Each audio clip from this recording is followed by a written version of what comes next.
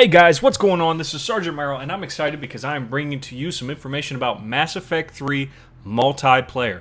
And that's a scary thing to talk about. Let me tell you, it's scary talking about multiplayer in Mass Effect because up until now it's just been this awesome single-player experience, and I've been worried that if they put too much attention into multiplayer, it's going to degrade the single-player experience. So we're going to talk a little bit about that, but before I get into that, there isn't any really viable gameplay footage of the Mass Effect 3 multiplayer. So what I'm using today is some art made by a very talented Polish gentleman. I'm going to say his first name is Patrick.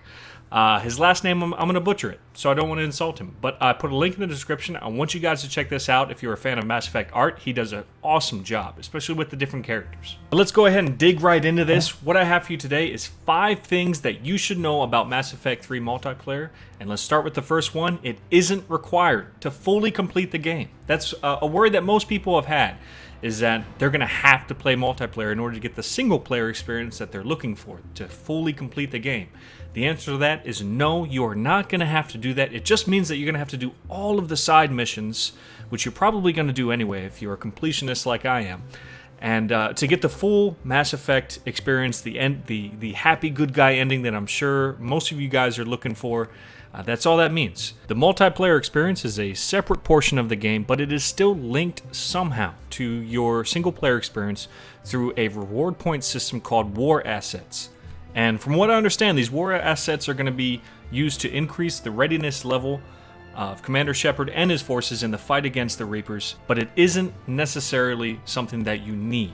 If you do the side missions, it also increases the readiness level, but it's not something that you absolutely have to play if multiplayer is not your thing. In fact, Casey Hudson, the Mass Effect 3 series producer, in his words says if you're a completionist and you do pretty much everything in the single-player game really well, then your total war assets will be so high that you actually don't have to do anything in terms of fighting this quote-unquote galactic war.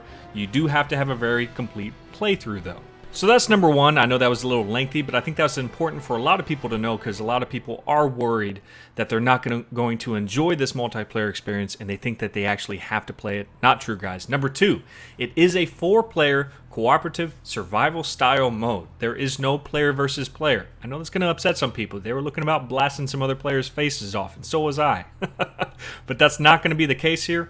It's going to be 4-player, all going to be cooperative. Again, survival style mode. I know it's been compared to the Horde mode for Gears of War. I don't know how accurate that is because I haven't seen actual gameplay for myself, but doing a lot of reading, it's going to be a lot of waves of enemies, and we'll get into that a little bit later about how points are distributed and how you're actually going to play this. Number 3, Shepard or any of the teammates are not playable characters in the multiplayer experience. Instead, you're going to be playing a different race associated with different classes.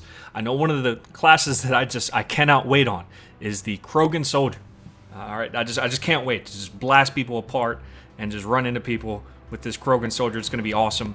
I know pretty much all the races make an appearance. I don't think you're going to see the Voluses running around like champs, but you are going to see the Turians, the Solarians. You're going to see all the different races, most of the different races in the multiplayer experience, and it's going to be on a class-based system. A lot of the skills are going to make an appearance as far as stasis and some of the other biotic abilities, so that's exciting as well.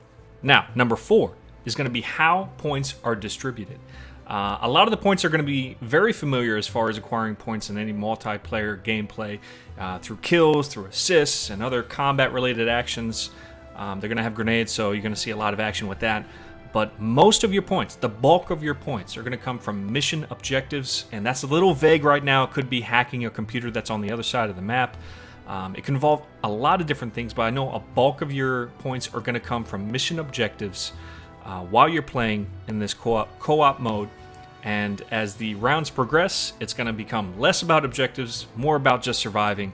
But that I have read from multiple sources that objectives are going to be what multiplayer is mostly about. Now, the last thing I think you guys should know is that multiple maps are going to be pertaining to the storyline. One of the things I read is that Noveria is coming back. If you don't recognize that name, that's the mission that you went on the first Mass Effect on that icy planet where you had to drive that shitty vehicle around and dodge missiles, all to expose Saren. I hope you guys actually played Mass Effect 1. If you haven't played Mass Effect 1 or 2, missing out, guys. But that's the last thing I think you should know is that all these maps are going to be pertaining to the storyline. I think that's really going to be interesting. I know another one of the maps that they were writing about was for you to play on the slums on Earth, which isn't a place that we visited previously in the Mass Effect series. But I'm looking forward to something like playing on Omega, something like that, running through some of the back streets of Omega with some different interesting objectives. I really think it's going to be a lot of fun, guys. But that's all I have for this video. I really hope you guys enjoyed. Hope it was informative. Hope it helps you out. And I hope everybody's as excited as I am for Mass Effect 3. If you aren't currently subscribed to me, subscribe to me for more Mass Effect information, and also a lot of the other games that are going to be coming out shortly. That's all I have here, guys. This is Sergeant Merrill, out here.